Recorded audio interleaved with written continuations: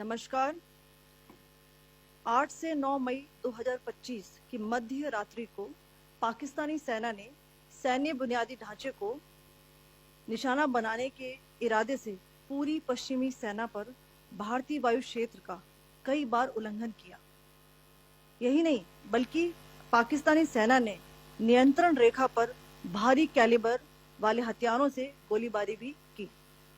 अंतर्राष्ट्रीय सीमा और नियंत्रण रेखा पर लेह से लेकर सरक्रीक तक 36 स्थानों पर 300 से 400 लगभग ड्रोनों का इस्तेमाल घुसपैठ का प्रयास करने के लिए किया गया। भारतीय सशस्त्र बलों ने काइनेटिक्स व नॉन काइनेटिक साधनों का उपयोग करके इनमें से कई ड्रोन्स को मार गिराया।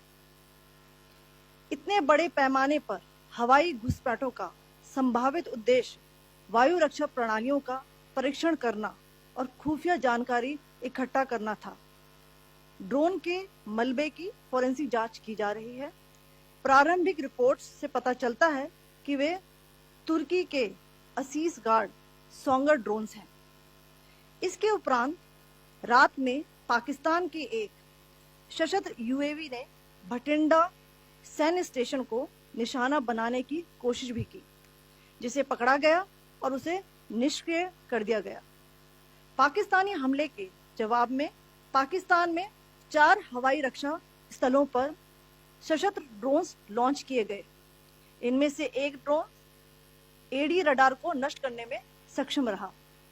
पाकिस्तान ने जम्मू कश्मीर के तंगधार, उरी, पुंछ, मेंढर, राजौरी, अखनूर और उधमपुर में भारी कैलिबर आर्टिलरी गन और सशस्त्र ड्रोन्स का उपयोग करके नियंत्रण रेखा के पार गोलीबारी भी की, जिसके परिणाम स्वरूप भारतीय सेना के कुछ जवान हताहत हुए और घायल हुए।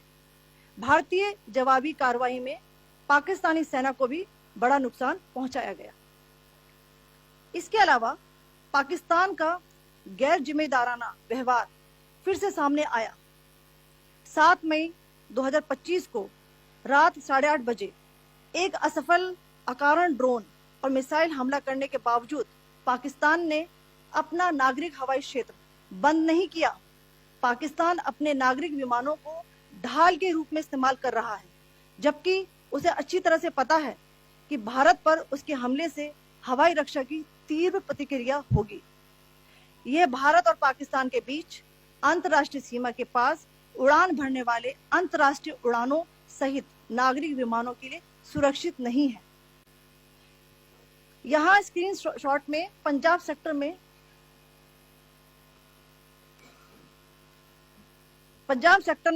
हाई एयर डिफेंस अलर्ट स्थिति के दौरान एप्लीकेशन फ्लाइट रडार 24 का डेटा दिखाया गया है। जैसा कि आप देख रहे हैं यहाँ पर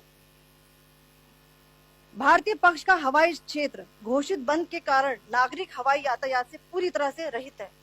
कराची और लाहौर के बीच के हवाई अड्डे मार्ग पर नागरिक एयरलाइंस उड़ान भर रही है। हाई अलर्ट किया गया है विमान फ्लाइनेस एविएशन का एयरबस 320, जैसा कि आप यहां देख रहे हैं, जो कि शाम को 5:50 बजे दमम से शुरू हुआ और रात को 9:10 बजे लाहौर में उतरा। ये सारा डिटेल्स आप यहां देख रहे हैं, ये डिटेल्स यहां लिखा हुआ है। Can you see this?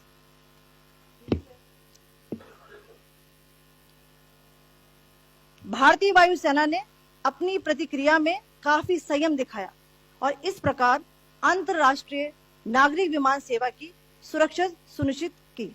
धन्यवाद। जय Hind.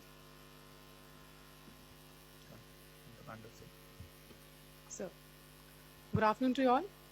On the intervening night of 8th 9th May 2025, Pakistan military carry out multiple violations of Indian airspace along the entire western border with an intent to target military infrastructure. Pakistan military also resorted to firing of heavy caliber weapons along the line of control. Along the international border and line of control, drone intrusions were attempted from Leh to Sarkreek at 36 locations with approximately 300 to 400 drones. Indian Armed Forces brought down a number of these drones using kinetic and non-kinetic means. The possible purpose of these large-scale aerial intrusions were to test the AD systems and gather intelligence. Forensic examination of the drone debris is being undertaken. Preliminary reports suggest them to be of Aziz Guard Songa drone of Turkey.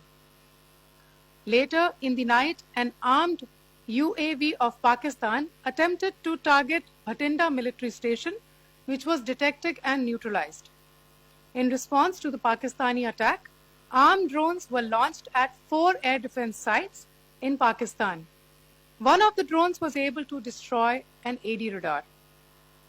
Pakistan also carried out artillery shelling across the line of control using heavy caliber artillery guns and armed drones at Tangdhar, Uri, Poonch, Mendhar, Rajouri, Akhnur, and Udhampur in Jammu and Kashmir area, which resulted in some losses and injuries to Indian Army personnel.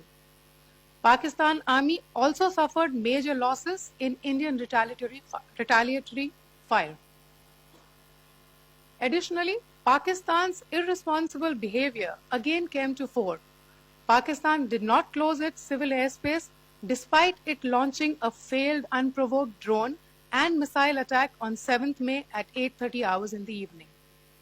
Pakistan is using civil airliners as a shield, knowing fully well that its attack on India would elicit a swift air defense response. This is not safe for the unsuspecting civil airliners, including the international flights, which were flying near IB between India and Pakistan. The screenshot we just showed and we shall share with you, it shows the data of the application Flight Radar 24 during a high air defense alert situation in the Punjab sector. As you have seen, the airspace on the Indian side is absolutely devoid of civil air traffic due to our declared closure. However, there are civil airlines flying the air route between Karachi and Lahore. Amongst the other civil aircraft that you can see, we have highlighted an aircraft which is Airbus 320 of Flynas Aviation, which was originated from Dammam at 1750 hours and landed later at Lahore at 2110 hours in the night. Indian Air Force demonstrated considerable restraint in its response, thus ensuring safety of international civil carrier.